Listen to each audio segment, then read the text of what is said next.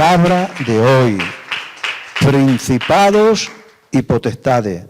Yo quiero compartir esta enseñanza con mis hermanos aquí en el tabernáculo.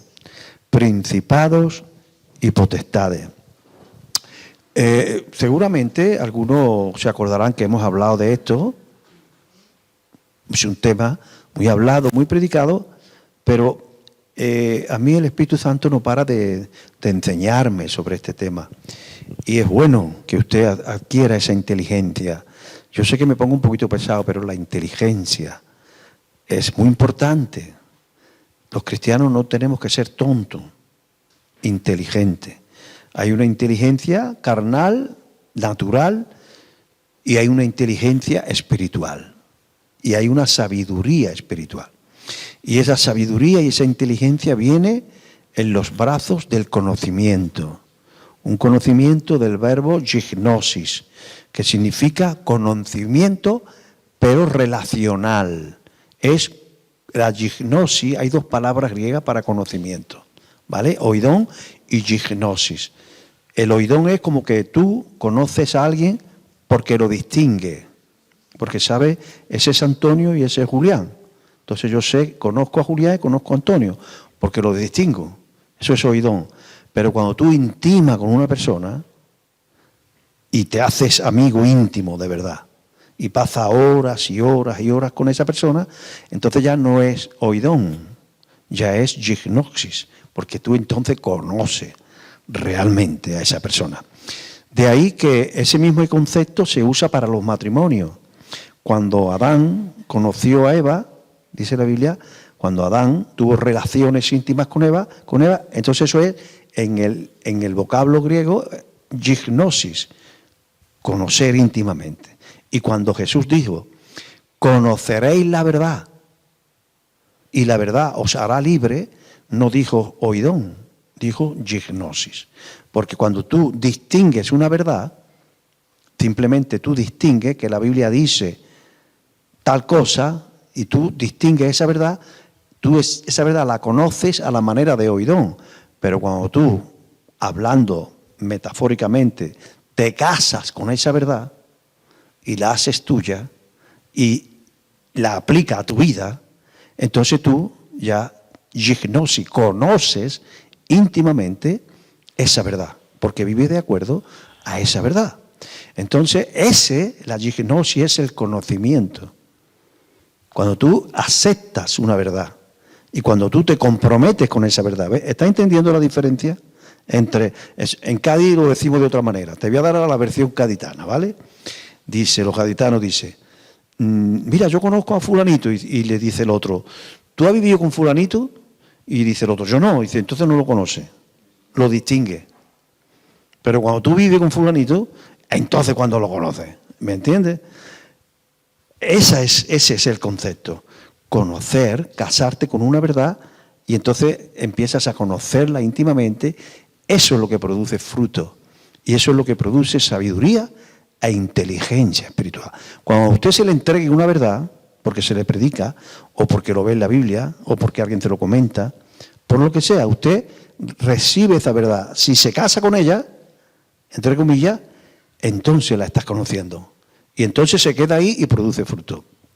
Y esa es la que produce sabiduría e inteligencia espiritual. Entonces yo quiero hablarte sobre la inteligencia y la sabiduría en cuanto a los principados y potestades. ¿Cuántos de aquí han escuchado alguna vez en la Biblia, predicando o escrito en la Biblia, el concepto principados y potestades? Este concepto son dobles, principados y potestades, aparecen varias veces en el Nuevo Testamento y siempre van juntos. Habla como de una bigamia, como de un matrimonio, como dos conceptos que siempre van juntos. El principado y la potestad, ¿vale? Siempre van juntos. Y yo quiero hablarte un poquito sobre los principados y las potestades. Y debajo del principado y las potestades están los gobernadores y las huestes. ¿De qué te estoy hablando? Te estoy hablando de una joya que hay ahí en Efesios capítulo 6, verso 12. Es la carta que le mandó Pablo a su iglesia de Éfeso. Vamos a leerlo y contextualizamos un poquito. Contextualizar, ya sabéis que es llevar al texto en su contexto. Entonces la conoces mejor, esa verdad.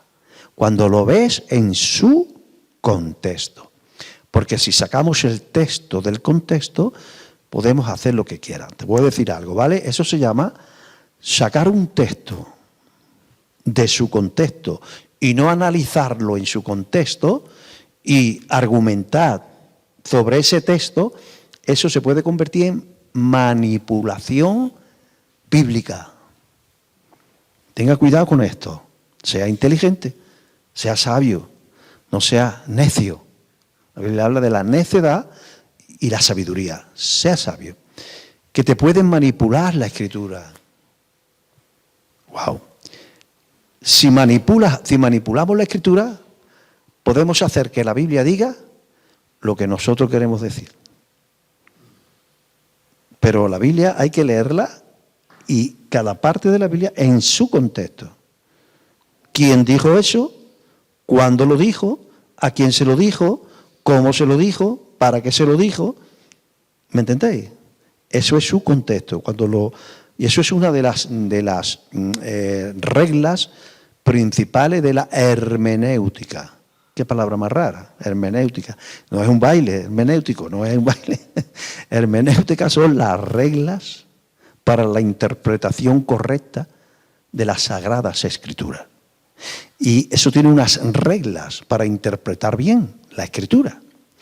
Y una de las reglas principales es analizar el texto que queremos analizar y examinarlo y escudriñarlo dentro de su contexto. Entonces, vamos a analizar principados y potestades dentro de su contexto. Pablo le está escribiendo a los Efesios. Y al final de su epístola, la epístola de Pablo a los Efesios, wow, eso no tiene fin, no tiene fin. Yo llevo, pues desde el año 80 aproximadamente que empecé a predicar, año 80, prediqué por primera vez, hace ya 43 años, ¿no? ¿Sí? 80 al 20, 43 años. Entonces, por mucho que uno predique sobre Efesios o sobre cualquier parte de la Biblia, no tiene fin, no tiene fin. Eso es como la Biblia es infinita, no tiene fondo.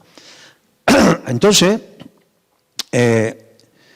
Pablo escribió 13 o 14. ¿Por qué 13 o 14? Porque el libro de Hebreos hay cierta duda en cuanto a su paternidad literaria. Sabemos que el autor es el Espíritu Santo, pero el escritor, casi todo apunta a que fue Pablo, casi todo.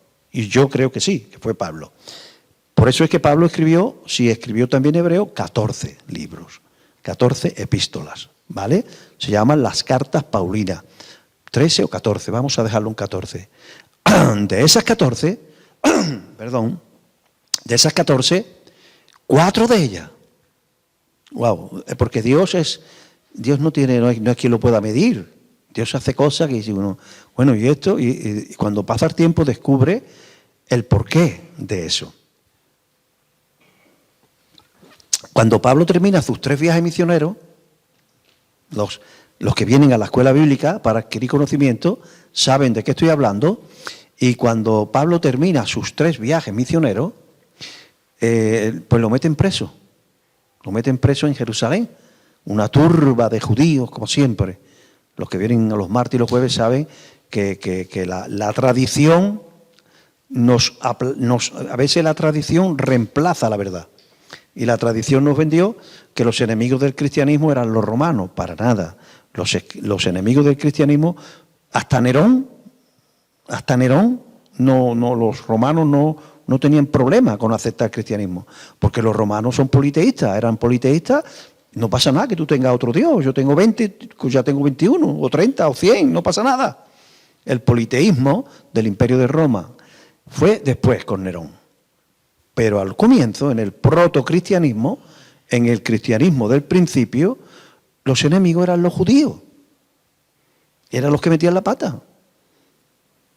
Los judíos. Y los judíos le levantaron una turba, porque los judíos sabían cómo manipular la autoridad romana. Los romanos conquistaban las provincias y dejaban libertad para que cada provincia tuviese su cultura, su tradición, siempre y cuando no hubiera jaleo en cuanto a tocar el orden público, ¿no? Y los judíos usaban esto. Y en Jerusalén, Pablo estaba en el templo, ya había terminado sus 3 viajes misioneros, y estaba en el templo allí haciendo los votos que habían hecho 4 amigos suyos cristianos. Hubo un jaleo y metieron a Pablo preso en Jerusalén. Y el pobre Pablo estuvo 2 años en una fortaleza de Jerusalén, porque lo querían matar los judíos, y el tribuno, que era el que mandaba en una parte de la legión, pues los refugió para evitar que mataran a un hombre públicamente en el templo. Lo iban a matar, le estaban pegando ya. Llegó el tribuno con los soldados y se lo llevó a una fortaleza lejos de Jerusalén, en un pueblo que se llama Cesarea de Filipo. Y allí estuvo 2 años. Y cuando los judíos fueron allí para pedirle a Festo, el gobernador, que tenía preso a Pablo, pero que realmente lo que estaba era protegiéndolo, entonces los judíos fueron y dijeron, mándalo a Jerusalén, para que sea juzgado allí y no aquí en Cesarea. Porque lo que querían era hacerle una celada para matarlo en el camino. Y el Señor usó a un chiquillo, un sobrino de Pablo, y descubrió eso, y entonces lo dejaron allí, y no. Le dijo Festo, Pablo, ¿quiere que te mandemos a Jerusalén? Porque los judíos quieren juzgarte allí. Dice, no, yo soy ciudadano romano. Y como soy ciudadano romano, apelo a César. Y yo me va a juzgar, por ser yo ciudadano romano, el mismísimo emperador. Y entonces Festo dijo, yo no hallo ningún mal en ti. Ciertamente podríamos darte la libertad ahora mismo. Pero Festo sabía que si le daba la libertad, estaban los judíos para matarlo. Ya habían decidido matarlo. Entonces, has apelado a César y entonces lo montan en un barco y lo llevan a Roma. ¿Vale? Allí en Roma está varios años preso. Porque había una larga cola de gente esperando juicio, ciudadanos romanos, que habían apelado, porque era uno de los derechos que tenía un ciudadano romano, apelar a César. Y allí en Roma se pega otros 3 o 4 años preso, esperando el juicio. Pero como era un buen hombre, y Dios le daba gracia, sobre todo delante de los romanos, porque los judíos estaban endurecidos, pues le dijeron, mira, te vamos a meter en una casa, que esa va a ser tu prisión, la casa, con 2 soldados que lo custodiaban, pero tenía allí cierta libertad. Y allí, qué hombre yo te admiro a ese hombre, allí mismo levantó la iglesia de Roma. Venía la gente a verlo y se convertían y levantó la iglesia de Roma allí. En esos 3 o 4 años, con cierta libertad, pero preso en una casa. Y allí, todo esto es para contextualizarte un poquito, parece que allí le dio el Señor un retiro espiritual para que se relajara. Porque allí escribió él 4 de esos 14 libros.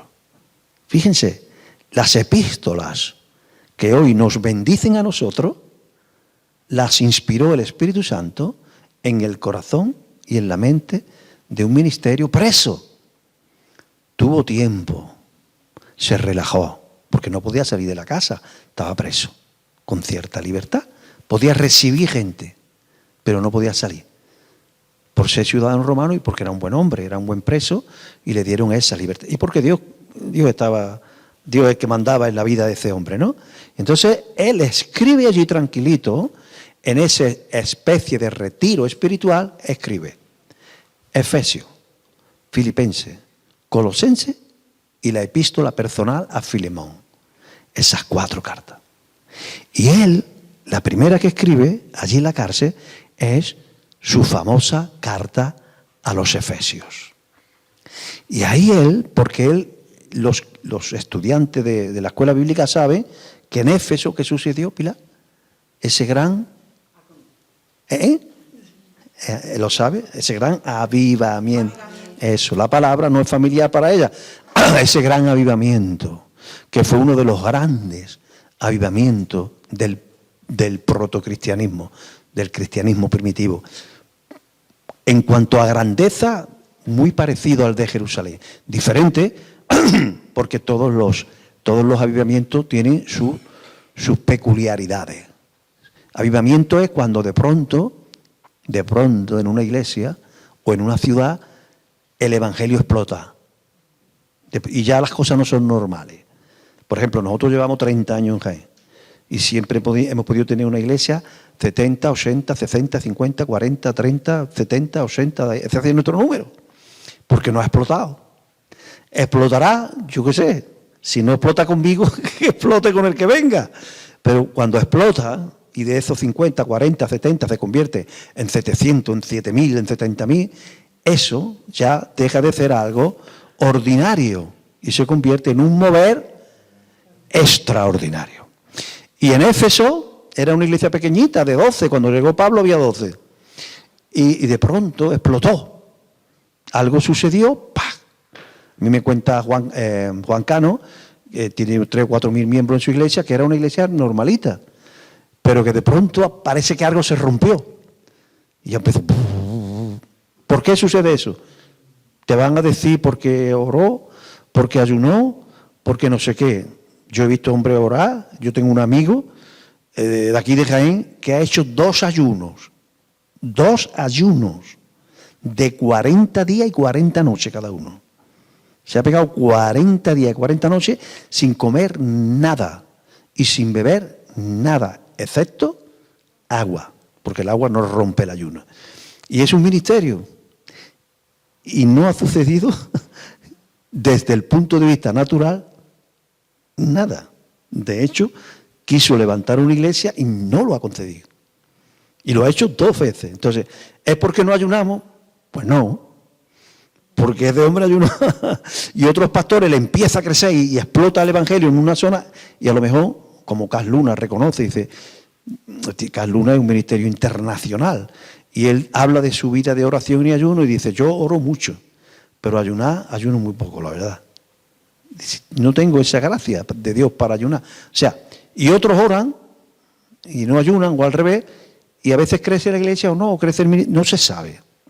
El caso es que a veces explosiona el evangelio. Y en Éfeso hubo un avivamiento gigantesco. Gigantesco. En el tercer viaje misionero, Pablo quiso entrar a esa ciudad a predicar el evangelio y recibió una orden. Te voy a dar información para luego llevarte a principados y potestades. Él recibió una orden extraña. Una orden que mucha gente no entiende. Yo tampoco lo entendía. Lo entiendo un poquito ahora porque ya yo puedo ver lo que pasó después. Pero que Dios te dé una orden antes de tú conocer el futuro, esa orden te deja paralizado. ¿Qué orden fue? ¡Shh! No predique en esta ciudad. Ni en esta ciudad ni en esta provincia. No predique el evangelio. No predique la buena noticia. ¿Cómo? Que no predique. Que aquí no es. Pablo tuvo una lógica humana, porque los viajes de Pablo empezaron en Antioquía de Siria. Y desde ahí, desde el Medio Oriente, el evangelio comenzó a venir a Occidente. Y en el primer viaje, que duró un par de años, evangelizó Galacia y evangelizó Chipre. Cuando ya él termina su primer viaje y descansa, cuando vuelve a empezar el segundo viaje, su lógica decía, seguimos hacia el occidente, detrás de Galacia y Chipre, ¿qué está? Está Asia Menor, que es la provincia cuya capital es Éfeso. Vamos a predicar a Efesios. Es que es lo lógico. Y ahí es donde el Espíritu le prohíbe. Escuche esto, le prohíbe. Eso no tiene mucha lógica. Un hombre que es enviado para predicar el Evangelio a los gentiles, a los no judíos, y el Espíritu mismo que lo envía le dice, no predique ahí. Ahí no se toca, esa provincia no. Pablo no lo entiende y entonces recibe la dirección de Macedonia, Europa. Y ahí está el segundo viaje. Cuando él termina el segundo viaje y comienza el tercer viaje, 5 años después de que el Espíritu le había prohibido predicar en Éfeso, el Espíritu le dice, ahora sí.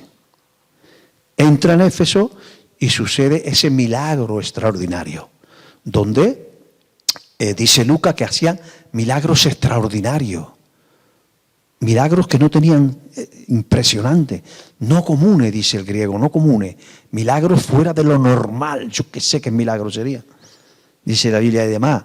Pablo estaba en cuerpo y alma, porque estuvo 3 años en esta ciudad, y ya no tenía tiempo, porque ese hombre, día y noche, en la obra, día y noche, Dios le dio esa capacidad, y ya no tenía tiempo para visitar más casas, más aldeas, más ciudades, porque la influencia de Éfeso invadió toda la provincia. Que ya no podía ir, y la gente le decía, Pablo, que tienes que venir allí, Pablo, que tienes... Y dice, mira, yo no puedo, y le dice el Espíritu, dale tu ropa. Y le daban la ropa que tocaba la piel de Pablo, y donde llevaba la ropa, se la ponía a los enfermos, y a los endemoniados, y las enfermedades y los demonios salían de las personas, simplemente con tocar la ropa que había tocado la piel de Pablo. ¿Había algo en esa ropa? No. Simplemente Dios usó ese medio porque ya no daba más de sí. Ese hombre estaba esos 3 años, día y noche. Y sucede el gran avivamiento de Éfeso. Vamos a leer el versículo. Es el último capítulo de la carta a los cristianos de Éfeso.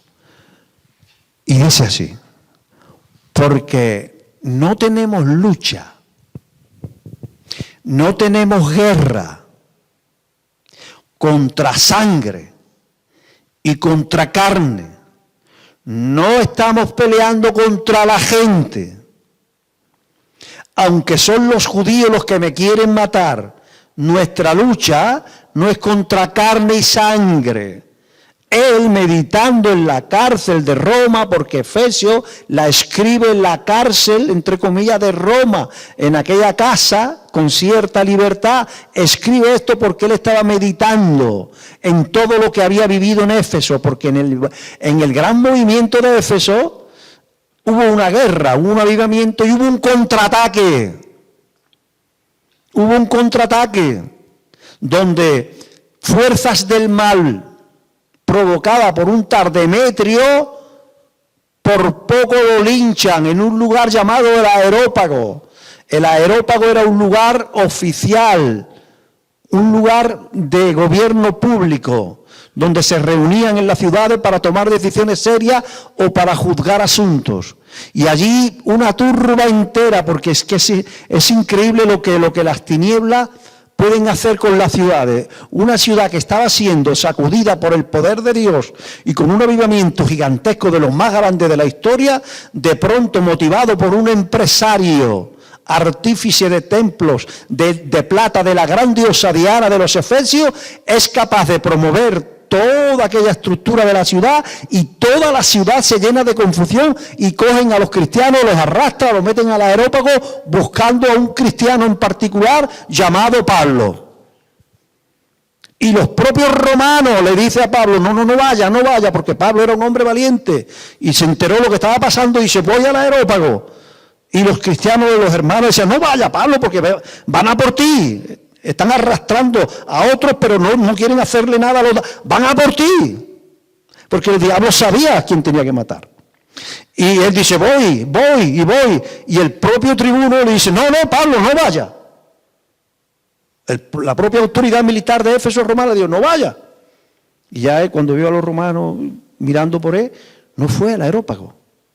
Y entonces se fue de la ciudad, dejó esa iglesia tan grande, se fue de la ciudad y se fue a seguir, y ahí es cuando lo meten preso. Se va para Jerusalén recorriendo las iglesias y ahí es cuando lo meten preso. Después de esto, cuando él llega allí a aquella casa, tiene tiempo para pensar todo lo que había pasado, porque la última gran obra que hizo el Señor a través de él fue la de Éfeso. Entonces en la cárcel tuvo como un retiro espiritual. Vale, yo no quiero ningún retiro espiritual de estas características. Yo no quiero que el Señor me meta a mí en Puerto 3, ni en Carabanchel. No, yo no quiero. Que si quiere un retiro que sea diferente. Pero el Señor Es que se lo dijo cuando se convirtió. Ananías, ve y ora por él. Señor, yo voy a orar por él. Y ese mata a los cristianos. Dice, tú ora por él, que yo le voy a enseñar cuánto tiene que padecer por mi nombre. O sea, Dios lo levantó, pero que pagó lo suyo. Entonces, él está pensando en esa guerra. Y ya que ve Demetrio lo que hizo. Porque Demetrio cogió a todos los empresarios, porque Demetrio era el empresario mayor de una industria multimillonaria, porque Éfeso era un centro mundial de idolatría y de brujería. Y había un negocio impresionante con templecillos de plata del templo de la gran diosa Diana de los Efesios, que fue catalogada como una de las 7 maravillas del mundo de la antigüedad. Ustedes saben que hay un movimiento que se llama las 7 maravillas del mundo. Y hay 7 maravillas del mundo actuales. La Alhambra casi que lo consigue, se quedó en la puerta, pero hay unas 7 maravillas del mundo antiguas, maravillas de la antigüedad. Y una de esas 7 maravillas, junto con las pirámides de Egipto, junto con algunas cosas impresionantes, y una de ellas era el templo de la gran diosa Diana de los Efesios. Imagínense cómo sería ese templo. El templo de una diosa llamada Diana. Y ese templo, dice en la guerra de Éfeso, dice, porque nosotros, los efesios, somos guardianes. Tenemos la guardia y custodia de la gran diosa Diana de los Efesios y de su templo, esa diosa venida de Júpiter. Porque ellos creían que Diana había venido de Júpiter. Los romanos la adoraban con otro nombre, con Venus, y ellos la adoraban con Diana. Entonces, dicen los efesios, la gran diosa, la cual nosotros somos guarda y custodia, y a la cual venera Éfeso, toda Asia y el mundo entero. O sea, había una peregrinación mundial a la ciudad de Éfeso. Y claro, si usted vive en Hispania, imagínate de 2000 años, va, porque usted es un devoto de Diana, y va al templo de la gran diosa Diana, imagínate, un mes de viaje, en carro, un caballo, andando, imagínese, pernoctando. Usted ¿qué se trae? Reliquias del templo y de la diosa. ¿Reliquias de qué? Si usted es millonario, de oro, y si no, de plata. Demetrio, que era un listillo, se hizo multimillonario y vendía, fíjense, a patá, vendía los templecillos. Por eso es que el diablo lo usó, porque las personas tienen que ser usables y el diablo sabe a quién usa contra ti. Por eso es porque él era el empresario mayor, el empresario que toda la industria de la platería de Diana respetaban, y todos los joyeros, como en Córdoba, que hay muchas joyas. Tú no te traes muchas joyas, tú eres de Córdoba, pero eso. Pues allí no era en Córdoba hace 2000 años, era en Éfeso. Y entonces él instigó a todos los demás empresarios, revolucionaron la ciudad. Estos quieren quitarnos el templo, quieren quitarnos a la diosa y quieren destruir el templo. Estos cristianos, y hay un cabecilla que se llama Pablo. Fue un contraataque. Y Pablo en la cárcel, dice, meditando en el retiro espiritual, entre comillas, dice, no fue Demetrio. Ahora lo entiendo todo. Porque no tenemos lucha contra carne. Porque a lo mejor Pablo se irritó con Demetrio. Pero allí vio la luz y dice, no. Demetrio fue simplemente un peón. Una ficha que se movió. No tenemos lucha contra carne o contra sangre.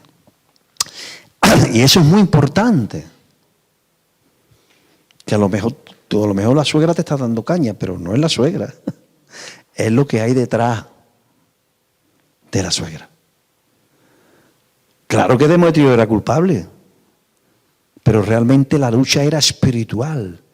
Quien quería matar a Pablo no era Demetrio, Demetrio también, pero quien realmente quería matarlo era Satán, porque el Espíritu Santo estaba utilizando a ese hombre para destruir la infraestructura espiritual tan grande y tan poderosa que había en Éfeso, y no solo destruirla, sino a la vez convertirla en un centro de avivamiento. ¡Wow! Éfeso se convirtió en un centro de avivamiento, en una iglesia madre que llegó a tener 20, 30 o 40 mil miembros y un montón de iglesias satélites, de iglesias hijas. O sea, de la manera que Dios usó a Pablo no era una manera normal. Y entonces él, meditando todo esto, dice, porque no tenemos lucha contra sangre o contra carne, sino contra ¿quién tenemos? Principados, potestades, gobernadores y huestes. Porque a Pablo en ese retiro espiritual, en esa cárcel, desde donde nos dejó y nos regaló por el Espíritu Santo 4 libros de la Biblia, Efesios, Filipenses, Colosenses y Filemón. Y ahí él descubrió el sistema jerárquico del infierno en la tierra. Descubrió los 4 niveles de guerra. Porque el diablo necesita estructura. Porque el diablo no puede estar en todas partes a la vez. El diablo no es como nuestro Dios es omnipresente. Pero el diablo no es omnipresente. Si el diablo quiere hacer la puñeta en Jaén, se tiene que venir a Jaén. Y luego quiere hacer la puñeta en Madrid, se tiene que ir para Madrid. Pero él sabe montar una estructura de demonios con pinches con él, para poder controlar.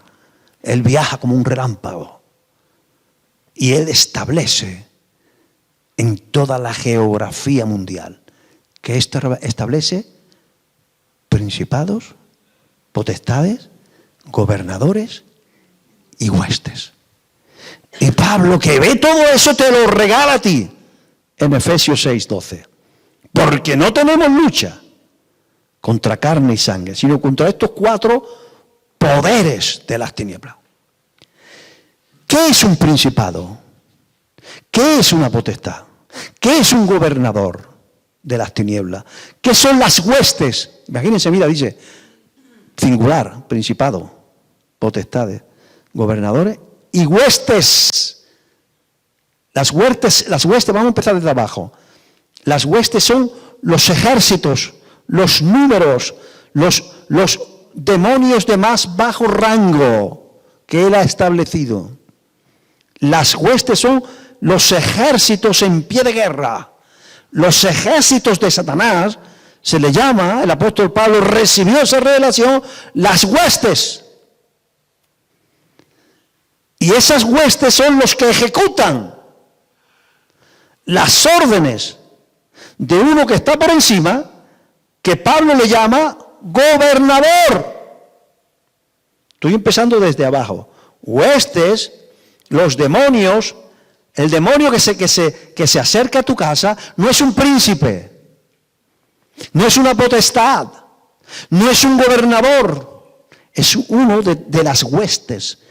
Pero ese que se te designa a ti o a mí, a tu casa o a mi casa, a esta iglesia o a aquella iglesia, recibe las órdenes de un gobernador. Y ese gobernador recibe las instrucciones de la cabeza. Entre la cabeza y las huestes está el gobernador. La cabeza es el príncipe, el principado y la potestad. Esa es la cabeza. Por eso siempre van juntos. Principados y potestades siempre van juntos. Es el que está en lo alto, la cabeza del mundo, del infierno, ejerciendo influencia en la tierra. El príncipe y la potestad están arriba.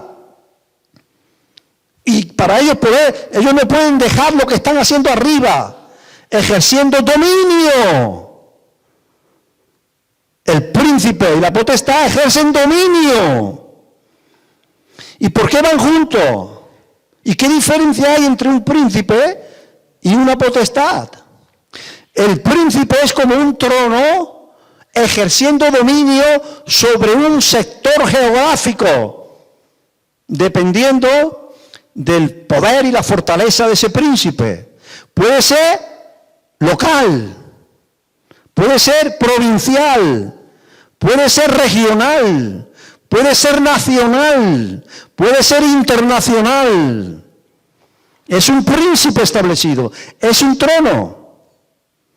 ¿Qué es la potestad? La potestad es el que ayuda y sustenta a ese príncipe, porque potestad es una palabra que significa derecho legal, autoridad judicial legal. Y los demonios necesitan legalidad para poder estar ahí. ¿De dónde viene esa legalidad? Porque ellos no tienen legalidad. Los demonios son don nadie. No tienen legalidad para hacer nada. Nada. Nada, nada, nada, que se enteren nada. ¿Cómo lo hacen entonces? Porque alguien los autoriza. ¿Tiene acaso autoridad un maestro de escuela a sacar a tu hijo del colegio a las 11 de la mañana y llevarlo a una excursión? ¿Puede hacerlo? ¿Qué necesita? ¿Quién le da la autorización? ¡Wow! ¿Ve? La madre, el padre, un tutor, en su caso, autorizó. Y el colegio, para no entrar en una ilegalidad, le manda un papelito el día antes. Y dice ese papelito: autorizo a mi niño a que salga del colegio de 11 a 1 para ir a ver la Alhambra. Yo, su padre, que tengo la patria potestad, autorizo. ¿Por qué? Porque tú lo llevas al colegio para que allí, en el horario escolar, le enseñes. Pero no tiene autoridad para sacar a tu hijo. Pero si tú se lo autorizas, sí. ¿Puedo yo autorizar a tu hijo para que vaya de excursión? Pero yo soy el pastor. Pero no tengo potestad. Tengo potestad pastoral. Por eso puedo decir, la hermanita va a entrar en el coro, lo veo idóneo, es mi potestad. Pero no tengo potestad para decir, oye, autoriza a tu hijo para que vaya a ver la Alhambra. Hermano, ¿por qué? Yo no quiero que vaya. ¿Qué pasa? ¿Qué pasa, pastor? ¿Entiendes? Necesita autorización. ¿Quién le da al príncipe demoníaco autorización para que esté ahí? ¿Quién se lo da? Las personas de ese territorio. Porque cuando hay un pecado,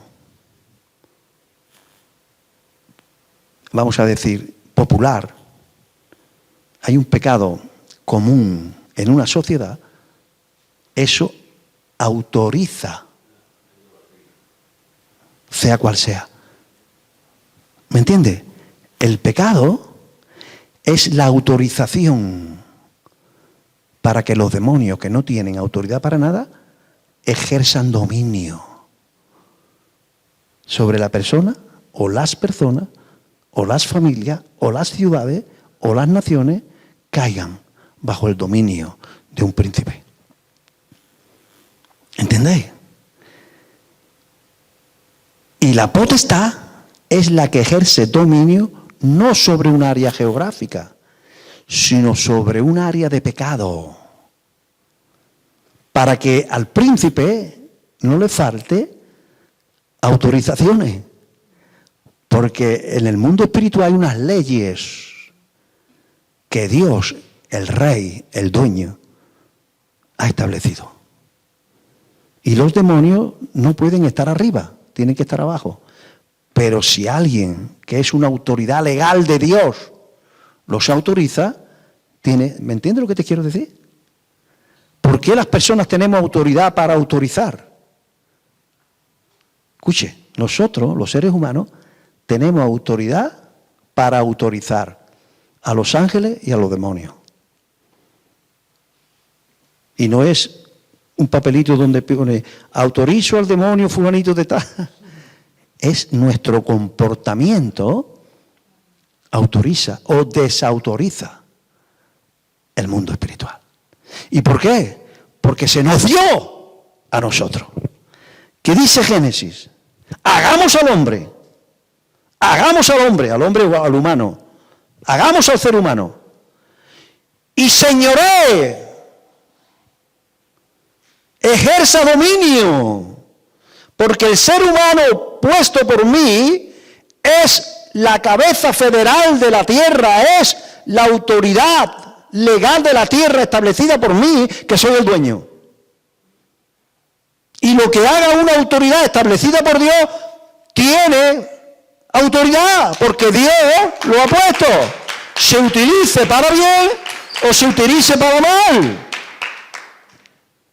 ¿Entiende cómo funciona? Por ejemplo, vamos a Éfeso. Porque esto es otro de los principios espirituales, lo que te voy a decir ahora, para que entienda la guerra, para que te vayas a la mente.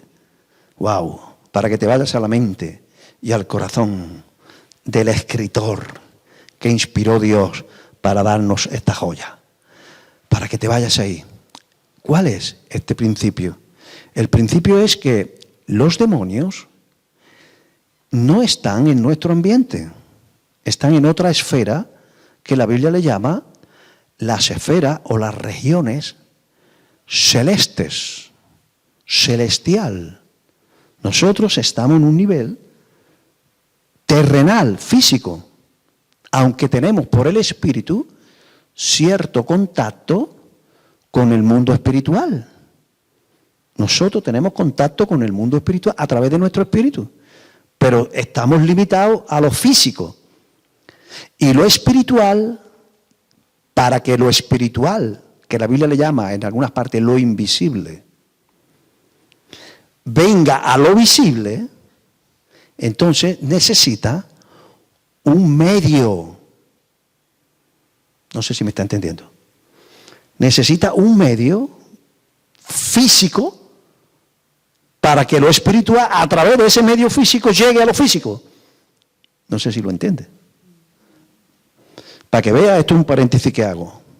Porque es el momento, estáis abiertos todos y estáis recibiendo. Y la gente que nos ven desde YouTube. Para que vea lo importante que es, qué cosa física usted tiene en su casa. Porque las cosas que usted tiene en su casa pueden ser neutras o puede ser un instrumento del mundo espiritual. ¡Oh, y mira qué elefantito más bonito con la trompa hacia arriba, con estos adornos! ¡Ay, pero si tiene el emblema de una... Si esto está dedicado a la hechicería y eso ha sido sagrado para los hechiceros. O mira qué bruja más bonita, qué nariz más redondita. Y mira, de cuando en cuando se le iluminan los ojos. ¡Oye, qué bonita! La voy a poner allí en el aparador de mi casa. Eso es un instrumento físico que atrae a través de ese instrumento el mundo espiritual. Cuidado lo que usted tiene en su casa. Usted es responsable. Eso le llama a la Biblia.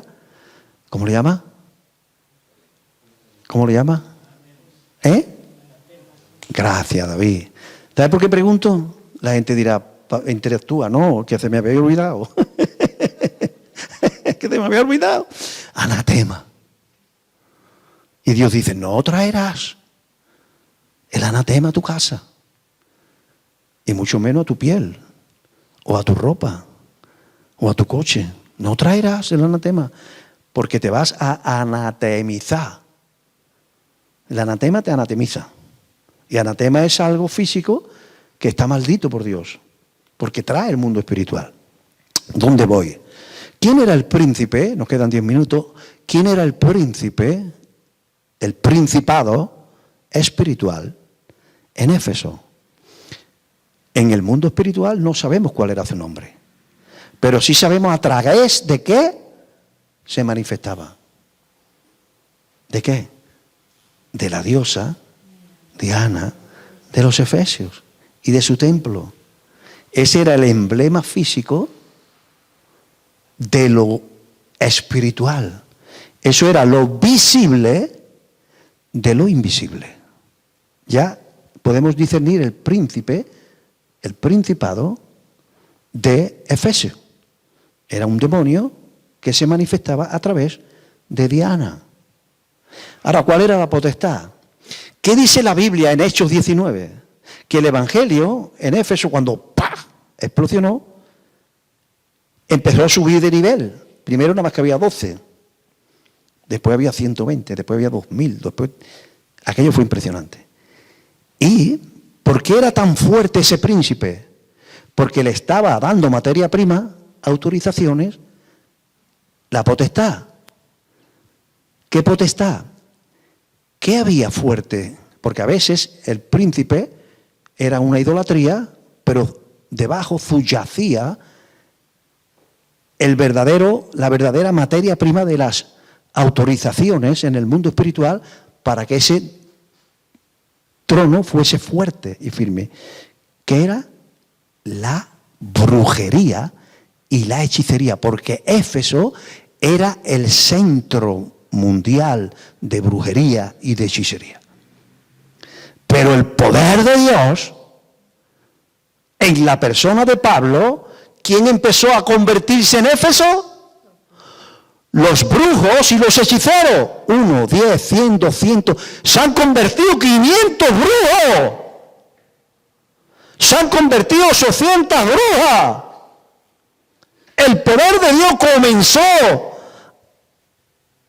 a tambalear el trono de la gran diosa Diana porque la gente dejaron de practicar la brujería, dejaron de practicar la idolatría y estaban desautorizando a Diana y a la potestad de la brujería. Porque el comportamiento de las personas de un lugar autoriza o desautoriza. Y entonces los demonios dijeron, ¡buh! Aquí hay que hacer una reunión de urgencia. ¿A quién usamos? ¿Quién usamos? ¿Quién usamos? Entonces, el principado y la potestad, que es la cabeza, dio una orden al gobernador. Y el gobernador dio la orden y todos los demonios que había en Éfeso se movilizaron en plan de esa orden. ¿Cuál era la orden? Usar a un empresario mayor, Demetrio. ¿Por qué pudieron usarlo a él? Porque estaba lleno de la influencia de los perros, porque en el mundo espiritual estos 4 rangos tiene como tipo 4 animales. 4 animales, no sé si me da tiempo. Hay 4 animales, que un animal es un tipo, escuchen bien, no quiero que nadie me malentienda. Hay 4 animales, ¿y dónde está esto? ¿Está en Efesios 6:12? No, está en el Salmo 22. Donde el Espíritu Santo utiliza al rey David y habla de la crucifixión de Cristo. Por eso comienza diciendo, Elí, Elí, lama sabactani. Esto lo dijo Jesús en la cruz. Y David lo dice por el Espíritu 1000 años antes. Y en ese salmo aparecen 4 animales que están rodeando al Mesías que está muriendo. Está el león, está el toro el toro de Basán, el toro de Lidia es el que mata a los toreros, que es una potestad demoníaca, que en España se sacrifican al año 50.000 toros al dios Sol. En la corrida de toros, la plaza de toros es un templo al dios Sol. Pero esta es otra predicación. Lo que te estoy diciendo que hay 4 animales en el Salmo 22. El león, el toro de Basán, el búfalo y los perros. No te estoy diciendo que los leones son demonios. Abre la mente. No te estoy diciendo que los búfalos son demonios, no. No te estoy diciendo que los perros son demonios, no. Los perros son mascotas preciosas y con un cariño increíble. Los perros nos tienen que dar muchas lecciones. No estoy diciendo esto. Metafóricamente, por el Espíritu Santo, aparecen esos 4 animales queriendo atacar al Mesías cuando está muriendo. Y los perros son, ¿quién son los perros? Las huestes. Y los perros pueden usar cuando tienen influencia. Un demonio, un perro por aquí, no puede hacerme nada. Escucha esto que es muy importante. Un demonio volando por los aires, a mí no me puede hacer nada. Nada. Amador, no va por ti, ¿vale? Esto es un ejemplo. Pero si este hombre da lugar y está lleno de influencia de perros, demonios, y está cerca de mí, a través de él, sí puede hacer un ataque contra mí. Demetrio era usable porque estaba lleno de demonios, de idolatría. Era un empresario y le gustaba el dinero. Robaba, estafaba y encima producía idolatría. Estaba lleno de demonios. Y entonces dijeron los demonios, algo hay que hacer, algo hay que hacer. Pablo, que en 5 años más ya no hay ni templo, ni Diana, ni nada. ¿A quién usamos? A Demetrio. Tenga cuidado con los perros, que no estoy llamándole perro a ninguna persona. Abre la mente. Abre la mente. Yo no estoy diciendo que las personas sean perros. Pero ¿cómo atacó un demonio a David cuando estaba a punto de destruir a Goliat? ¿Cómo lo atacó? A través de Elías. Que de pronto dice que le dijo, se llenó de furia, de enojo. Sea que has venido, eres sinvergüenza, eres malo, abandona a nuestro padre. Eres un espía, conozco la malicia de tu corazón. Pero que, si es tu hermano pequeño, ¿de qué estaba lleno Elías? De perros. ¿Por qué tenían esos perros influencia en el alma de Elías? Porque era un hombre lleno de celo y de amargura. Porque no había perdonado a su hermano, ni había perdonado al profeta, que lo ungió de rey y se lo quitó, no lo terminó de ungir. Estaba a punto. Tú eres el rey. Cuando te había ungido, ya me he equivocado, tú no eres rey, lo dejó Socardo. Y nunca lo perdonó. Y cuando tú guardas rencor, los perros tienen influencia en tu alma, que sí. Quedas poseído o no.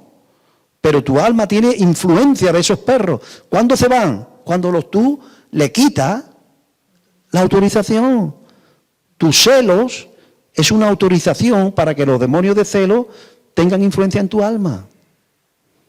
¿Y cómo me atacan a mí? De 2 maneras. Una, si yo doy influencia en mi alma, si yo autorizo a los demonios, o si alguien que está cerca de mí. Entonces, a través de él. ¿Cómo intentó Satanás desviar a Jesús de la cruz? ¿A quién usó? Al apóstol Pedro. Y Jesús enérgicamente hizo algo que si yo lo hago aquí, se va a media iglesia. Lo miró a los ojos y le dijo, apártate de mí, Satanás.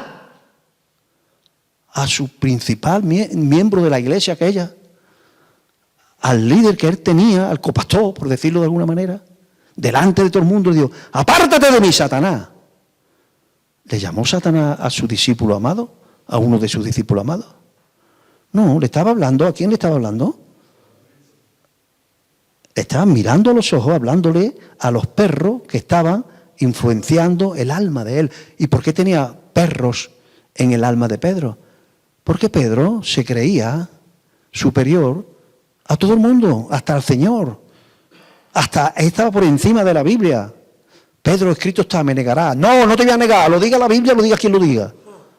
Pedro, que yo conozco todo, yo soy sabio, yo soy omnisciente. Que me da igual, que yo doy la vida por ti. Pedro, que lo dice la Biblia. Que me da igual, que la Biblia está equivocada, que yo no te voy a... Bueno, pues no solamente me va a negar, sino 3 veces. Y antes que el gallo cante...